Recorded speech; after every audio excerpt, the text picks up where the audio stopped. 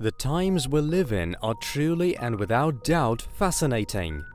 In the past several hundred years, people have learned to travel comparatively fast on land and water, and more recently have even managed to fly to some space objects near us. However, a proper space tour remains a dream rather than becomes a real possibility right now. And so I invite you to join me on a virtual tour. In the course of our little trip, we will fly by the most amazing objects in the nearest parts of our universe at the speed of light. We will set off at the orbit of Ceres, then we'll go as far as Orcus and pass some really bizarre stars on our way further and back. Fasten your seatbelts, let's go! Cosmo.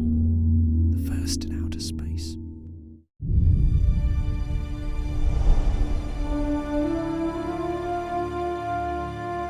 An object with these properties is Ceres, the second smallest dwarf planet within the solar system after Hygeia. Until recent past, it used to be considered the smallest dwarf planet in our system. Ceres was discovered back in 1801 by the Italian astronomer Giuseppe Piazzi and used to be considered a fully fledged planet of our system for a long time. However, in 2006, this celestial body was eventually classified as a dwarf planet. With a diameter measuring approximately 950 kilometers, Ceres is the largest and the most massive body in the asteroid belt. It also beats many satellites of giant planets in terms of size. The diameter of Enceladus, for instance, is twice as small, measuring 504 kilometers. Ceres' mass accounts for almost 32% of the total mass of the asteroid belt. It was possible to determine this following the analysis of the object's influence on other, smaller objects in the belt. According to the average value of three most accurate estimates made by 2008, Ceres' mass is considered to be this: 9.4 multiplied by 10 to the power of 20, or 1.3% the mass of the Moon, or else almost 6,000 times as little as the mass of our planet. Even though Ceres is 3.5 times smaller than the Moon, the contrast of their masses is stark, but the reason lies in the fact that they differ in their chemical composition, as our Moon is made up mainly of hard rocks. Ceres has a spherical shape, which is untypical of most other small celestial bodies. It assumed this shape due to the influence of its own gravitation. This is the major difference between Ceres and large asteroids like Pallas or Juno, which are not spherical in shape. The object's area is 2,849,631 square kilometers. Just to compare, it is slightly bigger than Argentina. Unlike with other asteroids, a special feature is peculiar to Ceres. After it assumed a spherical shape, there started gravitational differentiation of rocks in the object's interior. Briefly explained, it's a process when heavier rocks shift to the core with lighter ones forming an outer layer. Thus Ceres came to possess a rocky core and a cryomantle made up of water ice. The mantle is 100 kilometers thick and accounts for 23 to 28% of the object's mass, as well as for half its volume. In addition, it contains about 200 million cubic kilometers of water in the form of ice, which is more than there is fresh water on Earth. Speaking about the formation process of this dwarf planet, it is assumed that Ceres' core could have been heated up as a result of radioactive decay in the first stage of the asteroid's life. At the same time, some part of the icy mantle may have been in the liquid state at the time. It looks like the surface is still for the most part covered with ice or some kind of icy surface regolith. The question of cryovolcanism on Ceres still remains open too. Following analysis of data collected by the Dawn probe, the largest mountain on Ceres, for instance, called Ahuna Mons, is an icy cryovolcano. This is evidence that the dwarf planet has been geologically active for at least the last billion years. For all we know, Ceres may well be active right now. Seen from the Earth, Ceres is rather dim and its visible disk is extremely small. That is why finer details were distinguished on it only at the end of last century with the help of the Hubble Space Telescope. there is a number of light and dark spots to be seen on the asteroid's surface, which appear to be craters. The brightest one of these has been dubbed Piazzi. Probably this spot is a crater spilling some of the icy mantle, or perhaps showing a cryovolcano. Further observation of the object in the infrared range revealed the average surface temperature, which is 167 degrees Kelvin or 106 degrees Celsius below zero. Thanks to the observations of the dwarf planet in the radio spectrum, it was ascertained that Ceres' surface is quite smooth. Come to think of it, it is hardly surprising, as the icy mantle should be quite elastic. Telescopic investigation has remained the only observation method employed to study Ceres until 2015. Thus, water vapor clouds around the object were spotted in January 2014 thanks to the Herschel Infrared Space Telescope. This is how Ceres came to be the fourth celestial body in the solar system with registered water activity. The other three are Enceladus, Europa, and of course our Earth. The Dawn interplanetary space probe, launched in 2007, heralded the most momentous stage in studying the dwarf planet. Having drifted in Vesta's orbit for a while, Dawn proceeded to make the acquaintance of Ceres, and on the 13th of January 2015 it captured the first detailed images of the asteroid's surface. On the 8th of February, the probe was just some 118,000 kilometers away from the object, heading towards it at a speed of 360 kilometers per hour. On the 18th and 25th of February 2015, NASA published detailed pictures of the dwarf planet where two bright white spots are clearly seen. The spots were later identified as supposedly the chemical element sodium carbonate, also known as soda. Dawn went on to enter the asteroid's orbit on March the 6th, where it was to stay for the next 16 months to carry on observation. It is in this period that it was able to take images of the puzzling white spots, and to this day these photos are the best we have of them. The probe's mission was over on June the 30th, 2016. The data beamed back to the Earth helped estimate the dwarf planet's mass and size, and also provide hard evidence of there being water ice on the planet's surface. And it is likely to be found inside the craters. 634 such craters have been spotted in the northern polar area of Ceres, 10 of which contain deposits of bright material. Ice formation has been spectroscopically identified in one of them. Spectra in 2015 revealed no water, but revealed presence of hydroxyl-rich materials and a somewhat weaker streak of ammonium. It is likely to be ammonia-rich clay, where water is chemically bound and comes forth as hydroxyl. Thanks to the data revealed by the Dawn probe, it was possible to make certain conclusions about the craters. Since the number of large craters is smaller than expected, it is logical to assume that the surface undergoes gradual changes. As a result of all studies that have been carried out, it is suggested that water vapor is likely to account for 20 to 30% of Ceres. Apart from that, various hydrous minerals and substances may be found in the surface composition, carbonates and clays rich in iron. Ceres hasn't been discovered to have any moons. Based on observations using the Hubble telescope, it is safe to say that even if there are any moons, they cannot be over 20 kilometers in diameter. But be it as it may, the history of studying this space object isn't over yet. In the next decade, the Chinese National Space Administration, or CNSA, is planning to take soil samples from the dwarf planet's surface. Ceres is often associated with another large object in the asteroid belt. The celestial body in question is called Vesta and is considered to be the largest known asteroid in terms of size and mass. In fact, Vesta is clearly seen even with the naked eye from our planet's surface. Its parameters are 578 by 560 by 458 kilometers. Were it not so asymmetrical, it would also be classified as a dwarf planet, as it would then qualify to be called one according to the updated classification of the solar system objects.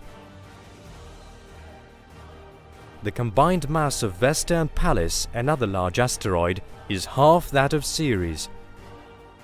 At the same time, Vesta is 25% heavier than Pallas. The surface temperature on Vesta fluctuates between 106 and 3 degrees Celsius below zero. And here is a picture of both Vesta and Ceres taken by the Curiosity Mars rover in 2014. Several decades ago, an object like Ceres would pose quite a riddle for scientists. Today, however, we're able to speak with relative certainty about its makeup, chemical composition, and history of formation.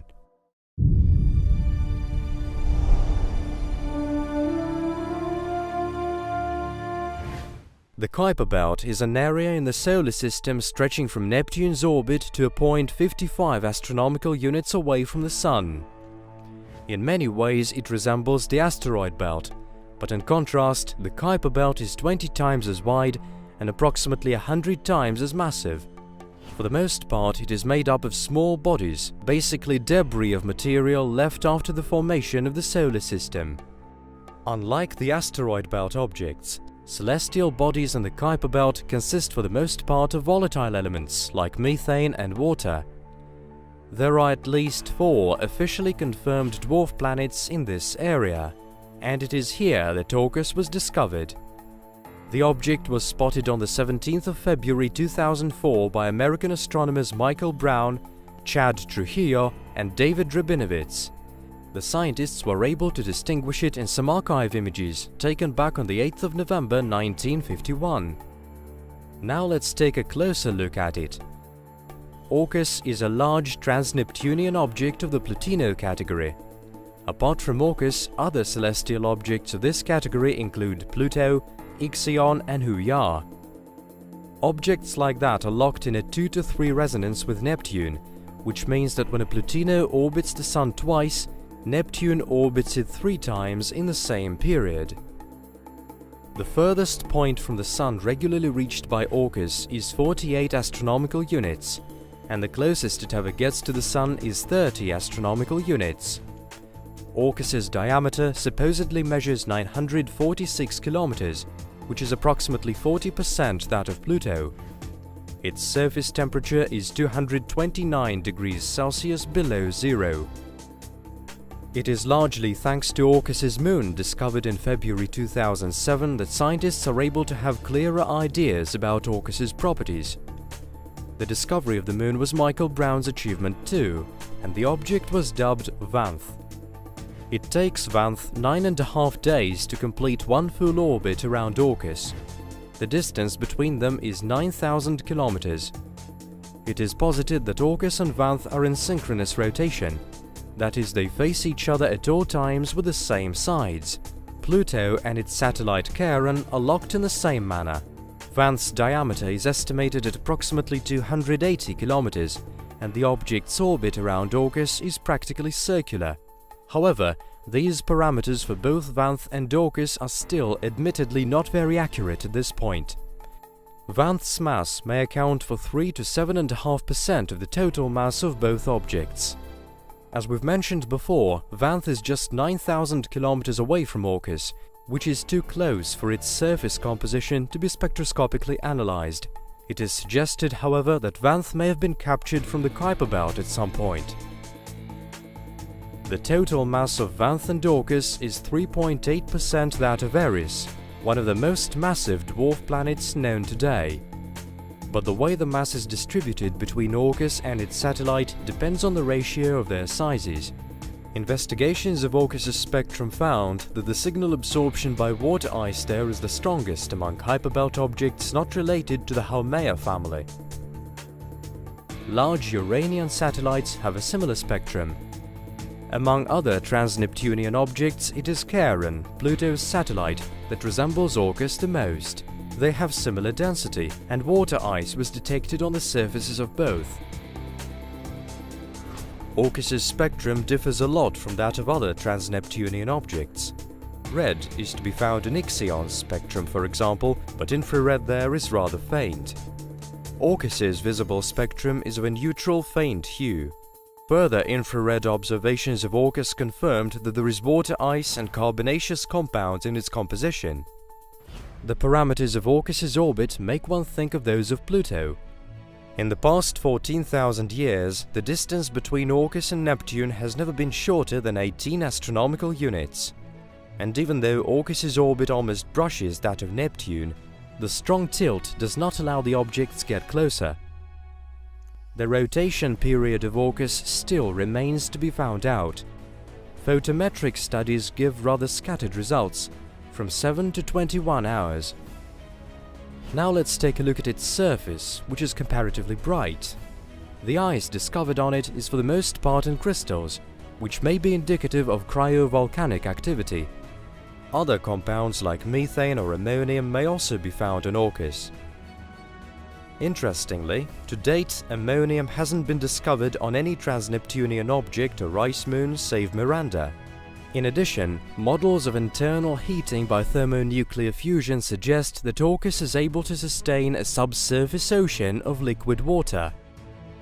Since there are water ice crystals and possibly ammonium ice to be found, it may be indicative of renewal mechanisms that may have been active on Orcus's surface in the past. Cryovolcanism may well have been one of these mechanisms. A single eruption may have taken place on Orcus at some point, turning amorphous water into ice crystals. As for the origins of this celestial body, scientists are still at odds trying to find an answer to this question. According to Amy Barr and Meg Schwamm, Orcus may have been formed when some celestial objects collided at a low speed. There are also doubts as to what category Orcus falls into. Today, Orcus is a possible dwarf planet, but this is just a suggestion that may potentially be disputed rather than a unanimous opinion. Apart from Orcus, there are at least 40 other similar dwarf planet candidates known to science today, and according to preliminary estimates, the number of possible dwarf planets in the entire solar system which haven't been discovered yet may well exceed 2,000. The number of officially acknowledged dwarf planets today is 6. These are Ceres, Hygeia, and trans-Neptunian objects Pluto, Eris, Makemake, and Haumea. And if you would like me to tell you more about these, please let me know in the comments below. To qualify as a dwarf planet, and to get on the list of the acknowledged ones, Orcus has to satisfy certain parameters. Namely, astronomers have to make sure that firstly, Orcus orbits the Sun. Secondly, that its mass is sufficient to maintain a spherical shape. Thirdly, that it is not any planet's satellite, and last but not least, that it is not able to get rid of debris it may come across in its path. At this point, Orcus comes fourth on the list of likely dwarf planets, beaten only by the following celestial objects: Gong-Gong, Quaoar, and 2002 MS4. Let's look at them in order. Gong-Gong is one of the largest trans-Neptunian objects, and it was discovered on the 17th of June 2007 by Michael Brown's team. Its diameter supposedly measures 1,535 kilometers. Its mass is 75% bigger than that of Ceres and is only slightly bigger than that of Quaoar. It has a moon called Shangliu in its orbit, which is 15,000 kilometers away from it and whose diameter is 300 kilometers. Quaoar is a trans-Neptunian object too, which may rightfully be called one of the largest in the Kuiper Belt. Just like Gong-Gong, it was also discovered by Michael Brown's team, and it happened the same year that 2002 MS4 was added on the astronomical map. Quaoar's diameter is estimated at approximately 1,100 kilometers. It has a moon in its orbit with a diameter of 74 kilometers named Weywot. 2002 MS4 is the third likely dwarf planet candidate, and according to some estimates, it boasts a diameter of about 930 kilometers.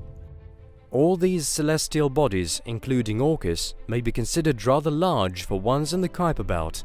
Their parameters lead scientists to think them very likely to be dwarf planets, which may mean that one of them will probably be officially granted this status very soon. It is also highly likely that it is Orcus that will make this new dwarf planet in the solar system. But while it isn't the case yet, this celestial object remains to be figured out, and its further exploration may reveal new exciting evidence that is still lying in store for us.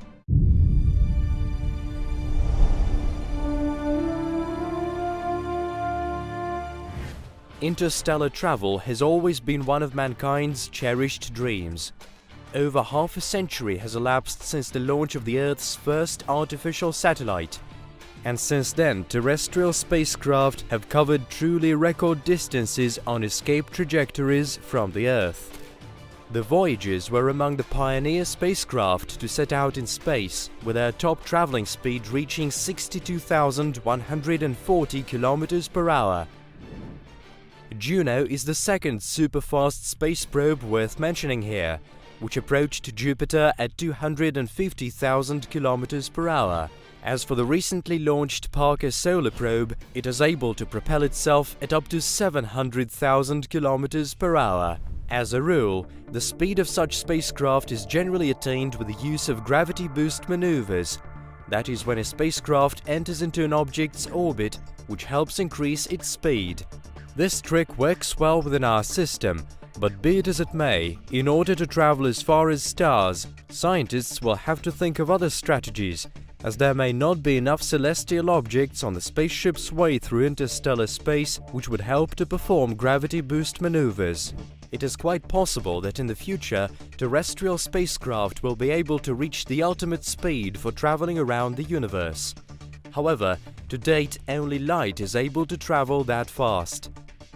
Its speed is traditionally considered the limit and is a constant at 299,792,458 meters per second. Any particle with a mass will never reach this speed, and any particle without a mass will always travel at this exact speed in the vacuum. The concept of an engine which would be able to exceed the speed of light has long been considered preposterous in scientific circles, while considering flying to neighboring stellar systems was completely out of the question. But as time goes by and with sufficient global knowledge, the most audacious ideas may prove realistic. Thanks to being widely promoted by science fiction films, the warp drive became the first project of this scale. The history of its development goes back to 1994, when Mexican scientist Miguel Alcubierre assumed that the concept of traveling at superluminal speeds could be considered as Einstein's equation solved in theory. The equation defines the relation between space, time, and energy in our universe. In plain language, in his theory, the Mexican scientist puts forward the idea of traveling in the manner when a spacecraft is cocooned in a bubble of space. The warp drive inside it makes the space in front of the bubble contract and the space behind the bubble to expand, with the spacecraft in between remaining motionless. Thus, the bubble is able to travel together with the spaceship at an unlimited speed which beats even the speed of light. This travel could be compared with moving on a surfboard, with the surfer remaining motionless and the board propelled forward by waves. At the end of last century, this idea could seem pseudo-scientific, but due to a loophole in physical laws, this may be manageable. It isn't the object that is moving, but the space around it, and space is capable of traveling at greater speeds than light. By and by, still more space-time properties were discovered by science, and many scientists were attracted by the concept of the warp drive. In 2007, thanks to the Gravity Probe B project, the ability of space to get warped in the vicinity of massive objects was proved once and for all. In 2015, thanks to the LIGO Observatory, the first gravity waves were detected in the form of space-time perturbations, which may be described as ripples in space. As recently as in August 2008, dozens of science groups were offered by the Ministry of Defense of the United States to look into prospects of exploring new aerospace technologies. A report on a warp drive was the most striking of the presented papers. Its authors argued that the creation of the warp drive would be closely linked with studying dark energy, the force that makes the universe expand with an accelerating velocity. At the time, the report prompted a lot of debate among dark matter and energy specialists. However, 10 years later, the idea of a warp jump was brought up again. In 2019, American engineer Joseph Agnew revealed the results of his work where he was able to break down the theory of the warp-jump propulsion force into simple, comprehensible bits. According to the scientist, the warp deformation can be unleashed by means of space-time contraction and expansion, which would be aimed in a specified direction at a specified time. Today, the emergence of such technologies seems unthinkable, but even now, scientists are aware of the fact that high-density energy is able to cause a necessary warp in time-space.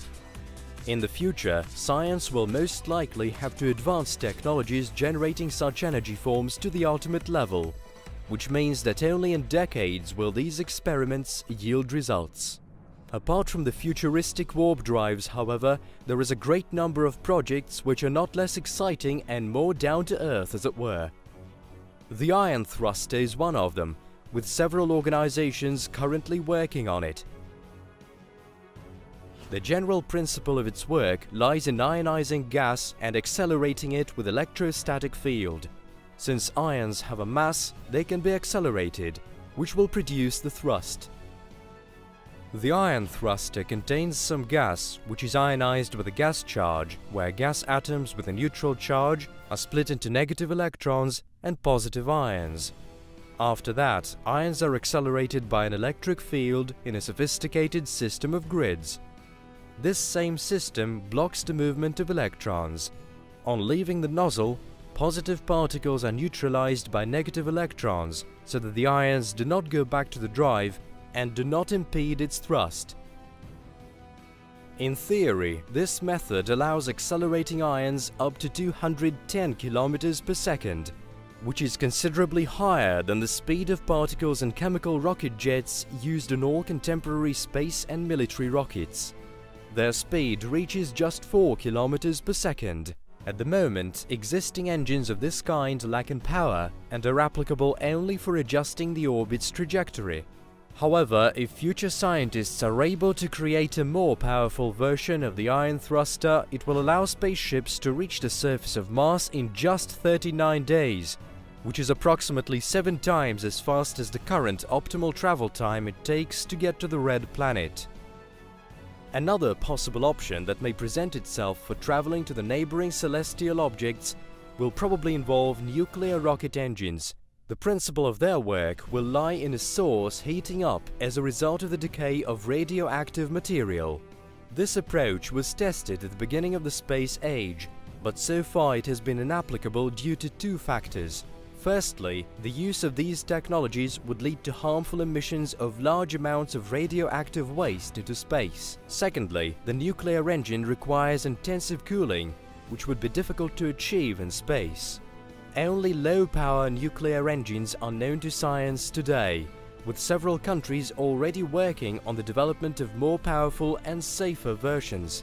For example, in 2017, NASA and BWXT Nuclear Energy signed a contract on the development of a technology of this kind, which will enable terrestrial spacecraft to reach planets like Saturn in a few months' time. Perhaps even the next generation of people will live to see the day when they can freely travel around our system and cover enormous distances between planets within a matter of a few months. However, we should remember that all the projects mentioned currently exist only in theory, and their realization has equal chances of success or failure. Man will always try to break away from the limits imposed by the surroundings. Sooner or later, one of these attempts is going to be successful.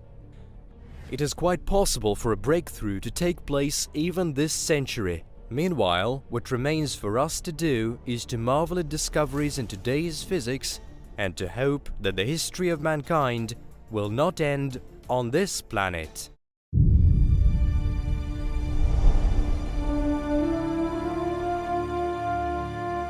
The location of this exoplanet would be known to many, or at this point in the video would be guessed by many. It is the triple stellar system Alpha Centauri. The system is made up of 3 components. Interestingly, 2 of them are seen as a single object, which is also one of the brightest dots in our sky. These 2 are Alpha Centauri A and Alpha Centauri B. As for the third component, Alpha Centauri C, It is a very dim red dwarf, and it was this third humble one that caught astronomers' eye. The first two components are located quite close together, while the third one is barely visible. That is the reason why the system is often referred to as a single star. Alpha Centauri never quite leaves the horizon and can be easily seen with the naked eye in such places around the world as Buenos Aires in Argentina or Sydney and Melbourne in Australia. The first two components of the system are very similar to our Sun in their properties. Alpha Centauri A, for example, was the first star whose atmosphere was directly observed. As a result, a thin cold layer was discovered, and this is one of the similarities with the host star of our Earth. The age of the Alpha Centauri system is estimated at 6 billion years, which is essentially 1.5 billion years more than the age of our Sun. The A and B components follow an elliptical orbit around the common mass center, and their orbital period is 79.91 years. As for the third component of the system, generally referred to as Proxima Centauri, it is located about 0.21 light-years away from either of the two stars, and it takes it about 500,000 years to complete a full orbit around them. Proxima Centauri is 4.24 light-years away from the Earth, or 270,000 times further from us than the Sun is. Following some calculations, it was concluded that its actual diameter is about 7 times smaller than that of our Sun, and is just 1.5 times bigger than that of Jupiter. Like many other red dwarfs, this is a flare star, and its luminosity dramatically increases several times in the course of its flaring up. This may well be indicative of the object's impressive age. Proxima Centauri was spotted back in 1915 by the astronomer Robert Innes, who noticed a star moving in a way similar to the other two objects in the system. That is how he came up with the suggestion of its name, Proxima Centauri, which literally translates as the closest. In 1998, the spectrometer on the Hubble Space Telescope registered a planet half an astronomical unit away from Proxima Centauri, but investigations that followed failed to confirm the discovery. Only on the 24th of August 2016 was the European Southern Observatory able to confirm that there was an Earth-like planet in the habitable zone of the star. It was then given the name Proxima Centauri b. First real evidence of this planet's existence was provided by a group of scientists headed by Mikko Tuomi, an astronomer from Finland, in 2013, when they were going through archived data from two spectrometers, namely HARPS and the ultraviolet and visual Echelle spectrograph mounted on the VLT, the Very Large Telescope. In order to confirm the possibility of discovering the exoplanet, in January 2016 a campaign was launched by the European Southern Observatory and was given the name the Pale Red Dot. Several months later, on the 24th of August 2016, the existence of Proxima Centauri b was officially confirmed by a team of scientists headed by the Spanish astronomer Guillem Anglada Escudé and announced by the European Southern Observatory. The planet was detected by the radial velocity method, also known as Doppler spectroscopy.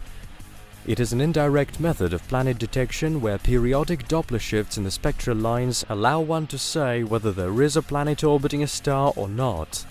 Proxima Centauri b proved to be the closest exoplanet nearest to us. It is located 7.3 million kilometers away from Proxima Centauri, and its orbital period around its host star is completed within 11.2 Earth days. But even though it is comparatively close to its star, the latter is quite dim, and the planet receives just enough heat for the water on its surface to remain in the liquid state rather than turn into perennial ice. The minimal mass of Proxima b is 1.27 that of our Earth. Following the assumption that the planet's rock composition and density are identical to those of the Earth, its radius must measure 1.1 that of our planet.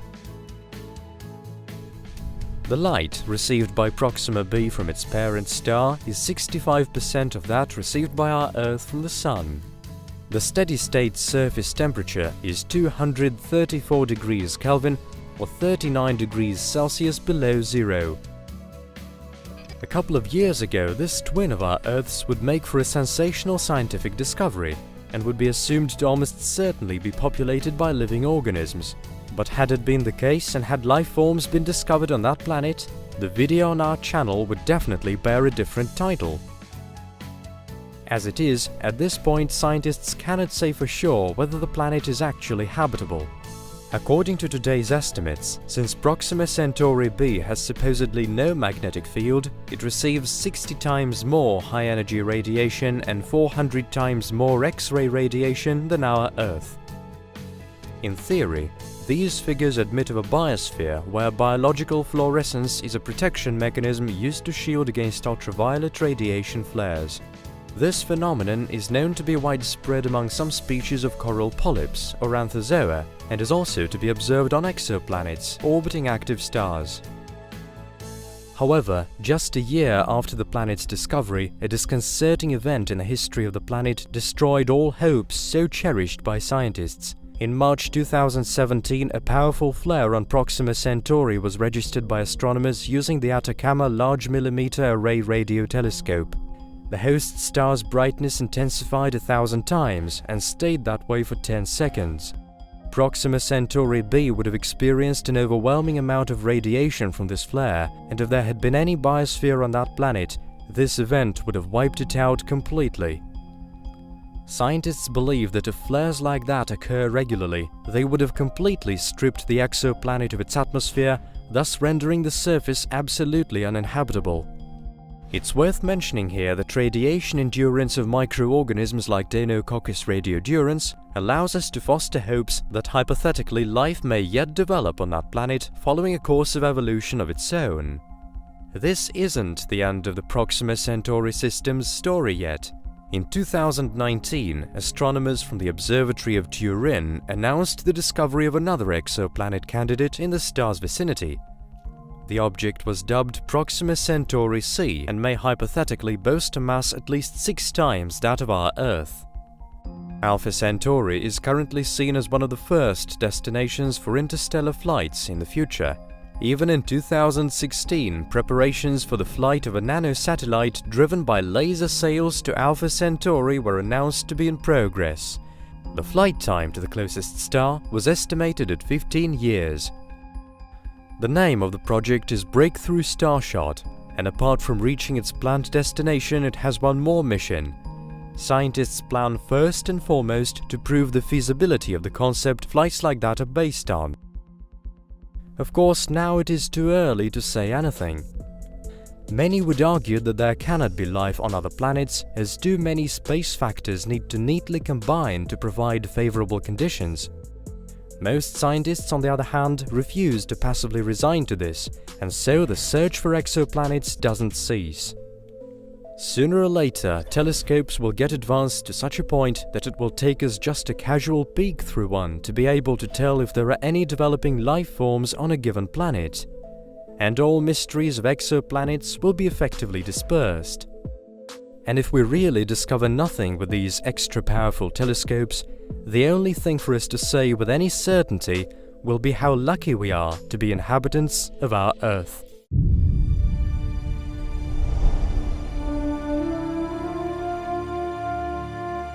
Systems with this number of stars are rather rare.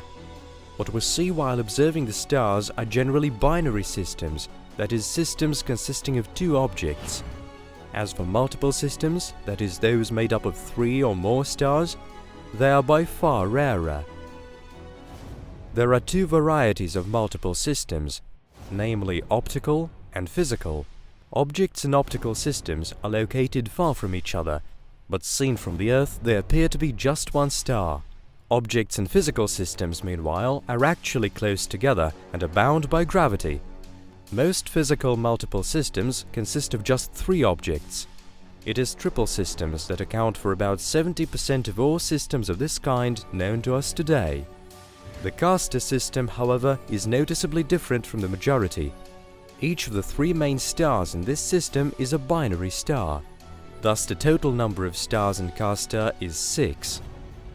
It is also highly unlikely that there are stars in areas unobservable to us in Castor's vicinity which are gravitationally bound to this sextuple system. The more components a multiple system contains, the fewer such systems there are in space. This means that systems consisting of 3 and more stars must be extremely rare in the universe. It goes without saying that we are far from possessing all data about multiple systems statistics. That is why we can't but admit that in theory there may be systems with still more components somewhere in deep space. Getting back to the Castor system, this is the second brightest object in the constellation Gemini. It is beaten only by Pollux, an orange-hued giant star. In terms of luminosity in our sky, Castor holds the 23rd place. The system is 50.88 light-years away from our Earth, and its age is estimated at approximately 200 million years. It was discovered back in the 17th century, and even then it was classified as a binary system. And later, astronomers managed to spot several other objects physically bound to it. The first and the main component of the system was dubbed Castor AA. This is a main sequence star of spectral type A15. It is about twice as heavy as our Sun, and its radius is also 2 Sun's radii. The surface temperature on Castor reaches approximately 9,140 degrees Kelvin. At the same time, the object's luminosity is 30 times that of our Sun. The second component's designation is Castor BA. It is of spectral type A25M, and its mass is 1.7 times that of the Sun, with its radius measuring 1.6 that of the Sun. Castor BA orbits its companion star Castor AA. It takes the two objects about 350 years to complete a full orbit around each other. It was later found that the eclipsing variable star YY Geminorum is also physically bound to Castor. It is a star of spectral type M.55e. Its mass is 0.62 that of the Sun, and its radius is 0.76 that of the Sun. That made it the third component in the system, so it was rightfully designated Castor CA. This star follows an elongated elliptical orbit around the system's barycenter. Scientists estimate its orbital period at 14,000 years. As for its location, it is approximately 1,100 astronomical units away from its two companions. Each of these stars is binary, which means that each of them has a secondary companion of its own. Let's look at them. Castor AB is strongly bound to Castor A, and its mass is about half that of the Sun. Castor BB is a star of spectral type M25, and its mass is also about half that of the Sun. Castor CB is a star of spectral type M.55e, and is slightly heavier at 0.57 Sun's mass and with a radius of 0.68 that of the Sun. Castor CB is almost identical with Castor CA in its properties, as the surface temperature of both is approximately 3,820 degrees Kelvin, and their luminosity is less than 10% that of the Sun. All the 6 stars orbit around a common center of mass, or barycenter, and their overall luminosity is 52.4 times that of the Sun. Castor AA and Castor BA are white stars. Interestingly, the former is 30 times and the latter 14 times brighter than the Sun. By contrast, Castor CA and Castor CB are typical red dwarfs. According to scientists, Castor AA and Castor BA are supposed to remain in the main sequence stage for at least several 100 million years. The red dwarfs, meanwhile, like Castor CA and CB, have a much longer expected lifespan. This is due to the slow process of thermonuclear fusion of hydrogen, and so they may last from several billion to tens of trillions of years. Scientists are currently busy looking for exoplanets in the Castor system. However, so far they have not been able to discover as much as a hint of exoplanets in the system. Perhaps the system is too young to have produced any, or else more advanced methods of detection are called for. It is too early to speak about other physical properties of these stars.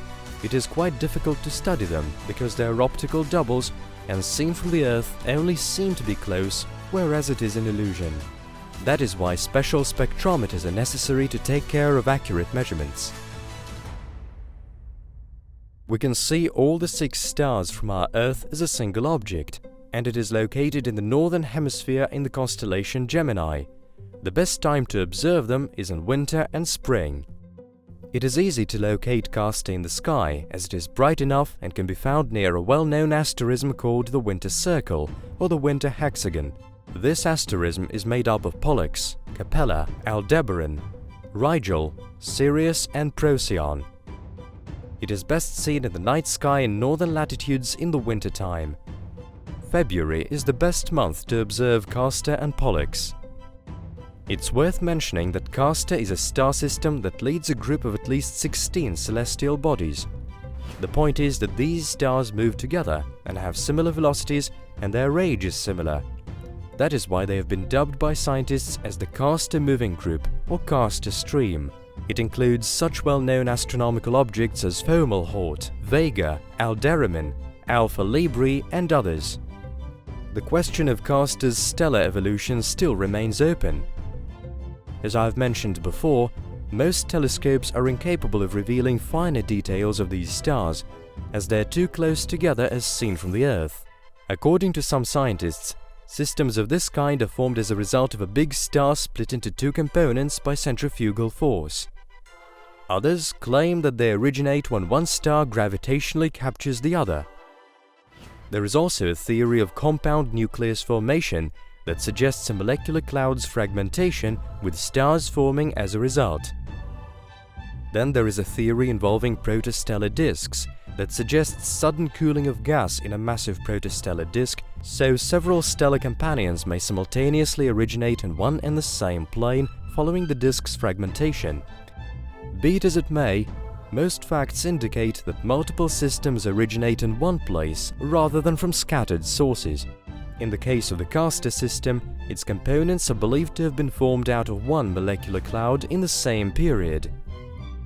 Were a hypothetical exoplanet to find itself in the Castor system, its inhabitants would have enjoyed rather bizarre natural phenomena.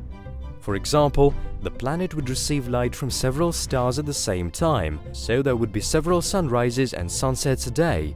At least it seems bizarre and exotic to us, as we live in the light of only one star. If the Sun had a companion with similar parameters, the Earth would get twice as much heat and light with all that it implies, and the sky above us would have a totally different aspect. And it is hard to imagine what a sky with several stars like our Sun would look like. This mind-boggling sight is straight from a world of fantasy. But that's what we would see if we were to find ourselves in the Castor system.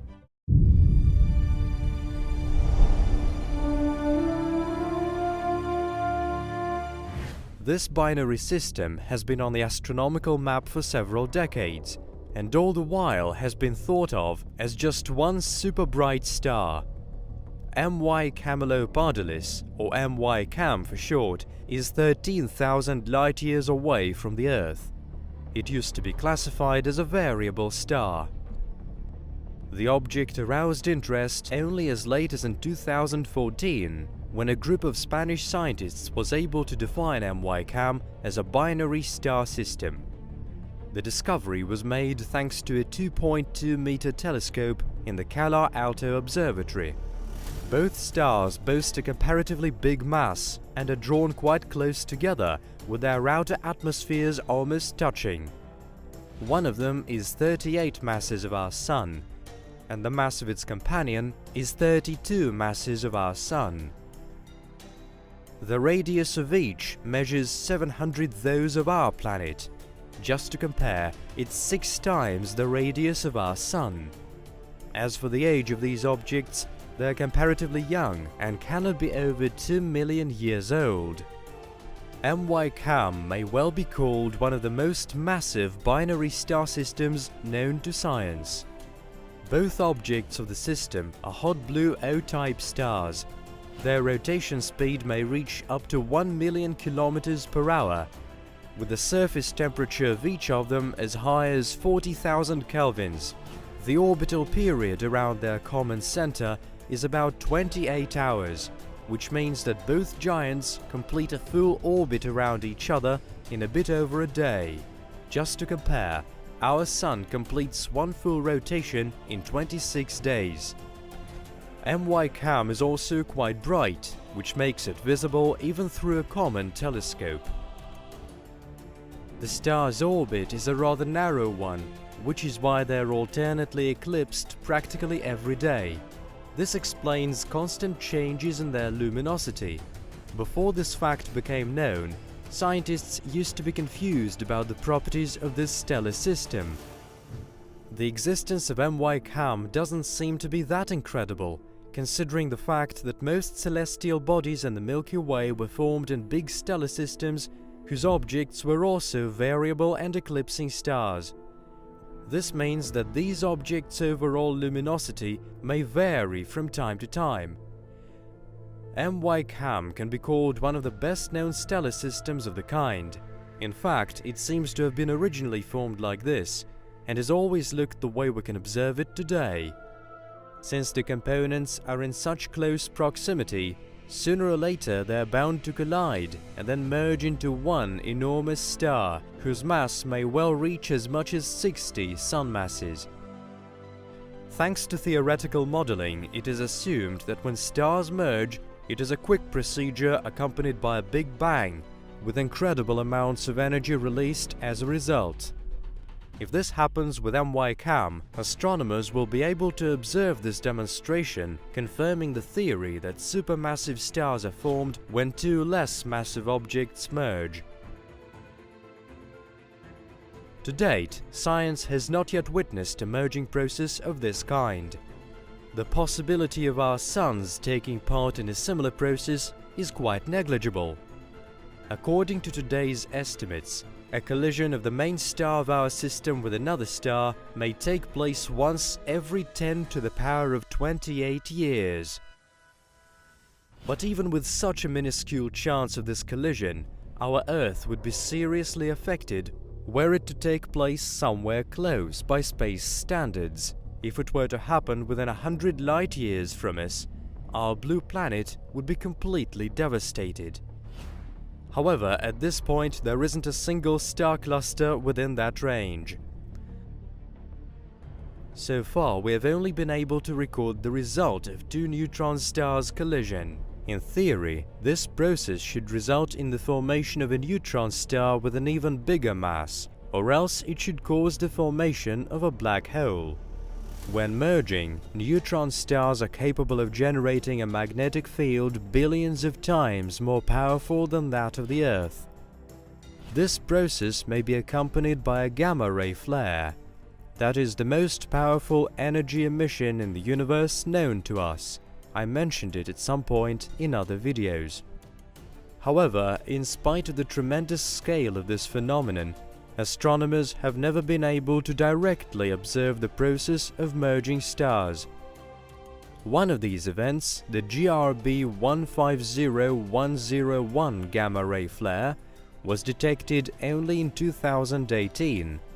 The event made it possible to draw a connection with gravity waves detected back in 2015. Gravity waves are also a result of two neutron stars merging. It looks like something similar awaits MY-CAM as well, and if a planetary system were in its vicinity, it would be a far less serene place to be around in comparison with our planet. The enormous mass of MY-CAM is indicative of its short life, which leads us to assume that intelligent organisms would simply not have had enough time to develop on its hypothetical planets. Besides, as the stellar system grows older, both its components increase in their dimensions. This process brings MY-CAM ever closer to its inevitable destiny of becoming a supermassive stellar giant and then an even heavier neutron star or else a black hole. The MY-CAM system is also peculiar for the fact that it is located in a region of the universe rather densely filled with stars. Regions like that are sometimes referred to as globular star clusters. Star mergers are rather common in areas of this kind, since the number of stars there is by far greater than in our system's proximity. According to the latest estimates, star collisions in globular star clusters occur approximately once every 10,000 years. Unlike MY-CAM, objects like our Sun are sole drifters in a galaxy with only a planetary system for company. However, such celestial objects are not that common in the universe. Sun-like single stars in the Milky Way account only for a measly 2%. Most stars are part of multiple systems. For example, triple star systems are the most common, accounting for about 75% of all observable stars. Most of them have to struggle with the gravity force of their companions throughout their lifetime. This interaction, in its turn, leads to the formation of even larger stellar systems. Most of the supermassive stars known today may at one point have been part of systems with at least one companion of an identical mass. Thanks to frequent eclipses occurring in multiple star systems, scientists are able to investigate the celestial objects in more detail. In the case of MY-CAM, for instance, astrophysicists detected a wide range of spectres of light emanating from it. They went on to use the Doppler effect, thus measuring the star's orbital speeds. With this knowledge, it was safe to maintain that MY-CAM is an exceptional object in space. In the future, this stellar system will enable us to confirm some hypotheses as to the formation of massive stars in our galaxy. When celestial objects like that are discovered, we grow ever stronger in our belief that our universe is an amazing place, concealing an unimaginably large number of as yet unknown phenomena. Each of them poses a hurdle for science, but once it is negotiated, our civilization continues to develop and expand its knowledge about space surrounding us. We will soon get even more information about MY Camelopardalis, as an object with such exciting properties can't but attract attention of scientists all over the world. There is no knowing what features of star formation we will be aware of at that time, but it is safe enough to say even now that these remote gigantic stars will never cease to amaze us.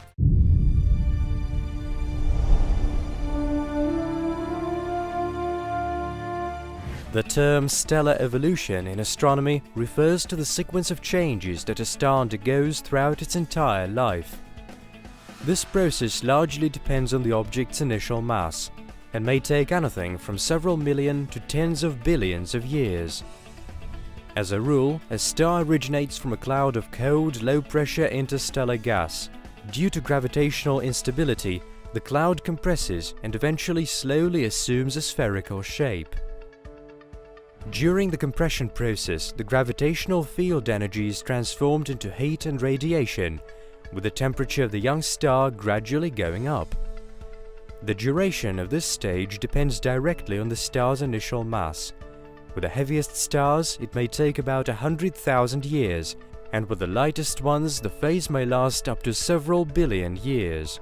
Our Sun's mass, for instance, is comparatively small, and so it remained in this first phase for approximately 110 million years. In the next phase, after a sufficiently high temperature has been reached at the core, thermonuclear fusion takes place inside the star and the compression ceases.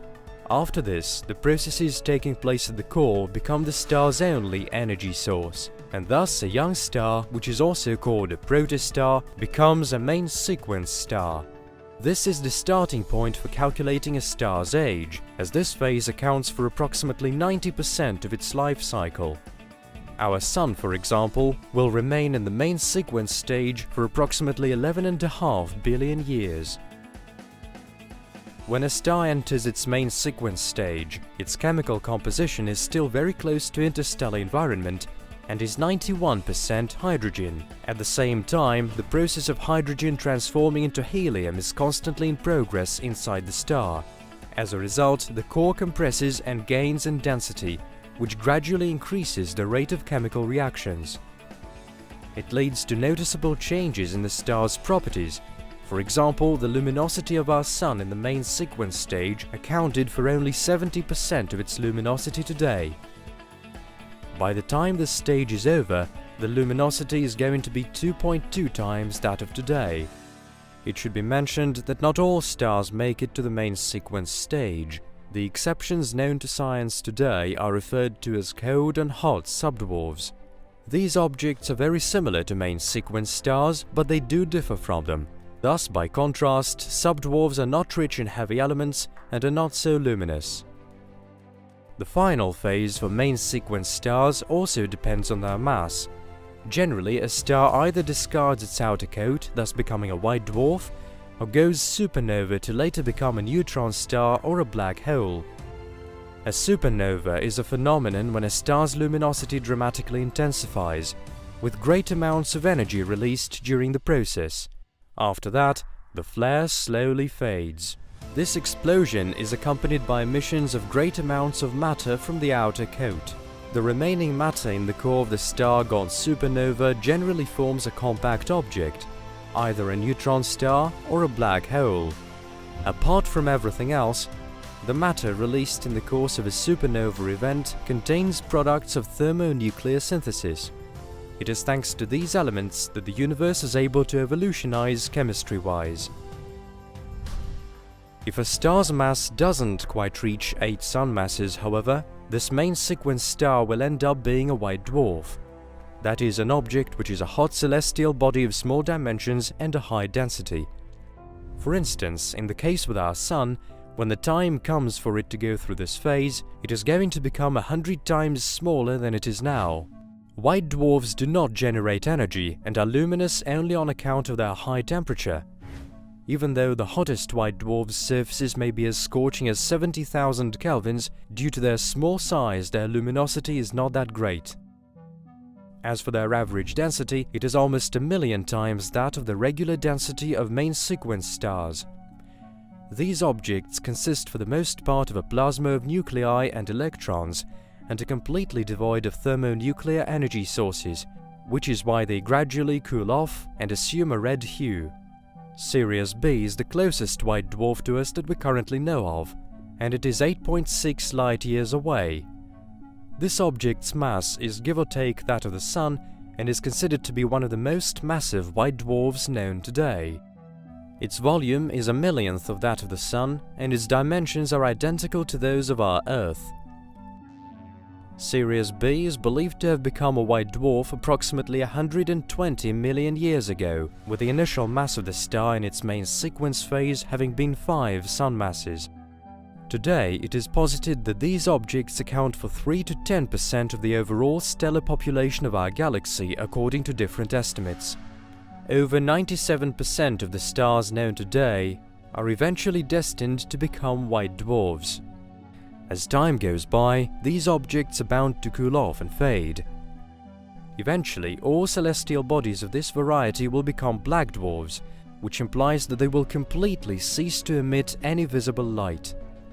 This process takes scores of billions of years. That is why to date science hasn't had a chance to observe any of these objects.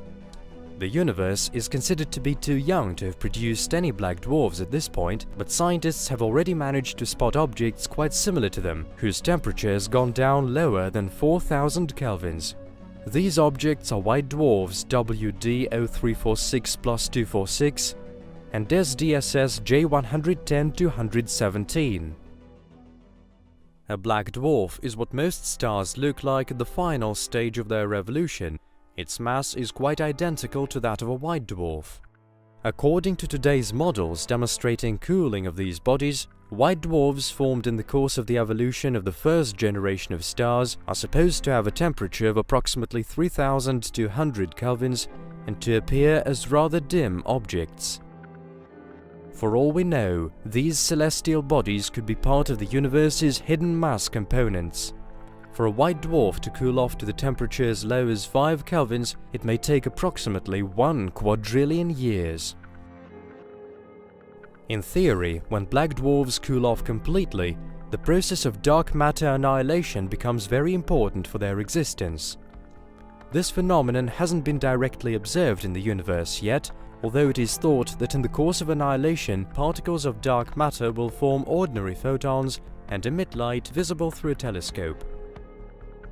Without allowing for this phenomenon, Black dwarfs are believed to cool off and fade to the point where their temperature equals the background temperature of the universe.